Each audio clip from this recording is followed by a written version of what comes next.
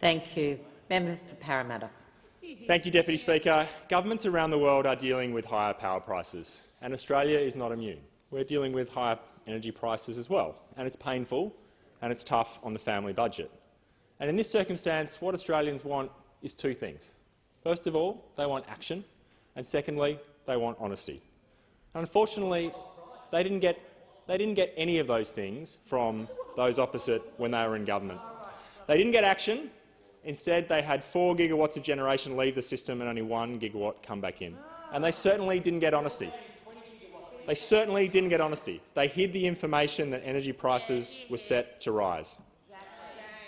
Deputy Speaker, we have had decades of denial and delay from this side, across 4 Liberal leaders.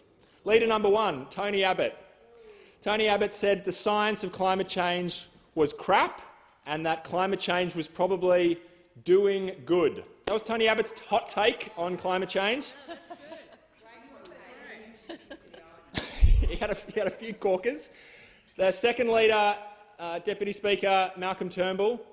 Malcolm Turnbull described Liberal policy as an environmental fig leaf to cover a determination to do nothing. That's what he said about his own party.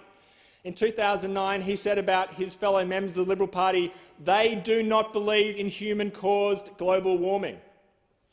After he left politics, Turnbull said that his biggest regret, and it was a long list, Deputy Speaker, I assume, he said that his biggest regret was the failure to secure meaningful climate policy. And who did he blame for this regret? He didn't blame Labor, he didn't blame business, he didn't blame any stakeholders.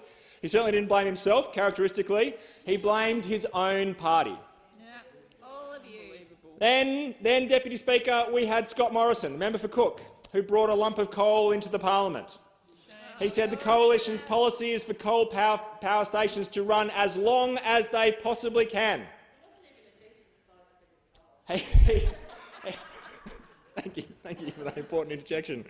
He stood up in front of the world at COP26 and claimed that the government was acting on climate change the Australian way, Deputy Speaker. That would be taking no action. Which meant doing nothing in his world.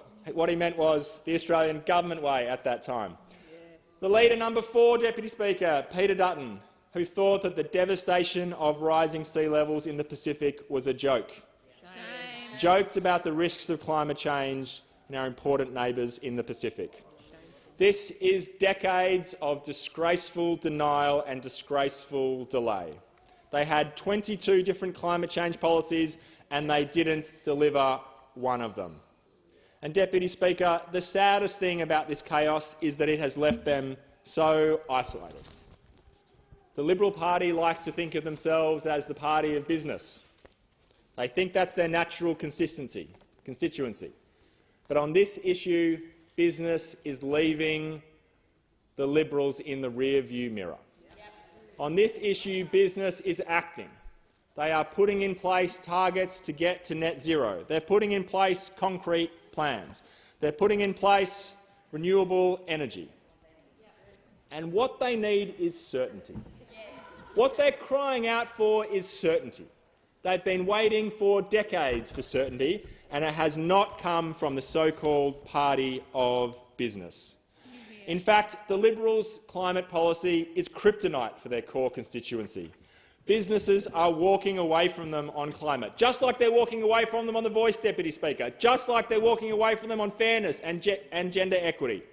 It is sad to see the Liberal Party, the party that thinks of itself as the voice of business, to be so distant from business. It must be embarrassing for them to see that their own constituency is so far out ahead of them, leaving them behind in its wake. Deputy Speaker, if the coalition doesn't understand businesses' position on climate, they don't understand the position of conservation groups, they aren't in touch with mainstream Australia, then who is their climate policy for? By contrast, we've taken strong action. We've been working with the states and territories on the delivery of the Energy Bill Relief Package. We've been taking action to limit coal and gas prices. We've been taking action to increase renewables in the grid. And we've been taking action to ensure that we get a sensible target that can be delivered, and delivered in a way that will support jobs, support growth and support Australian industry.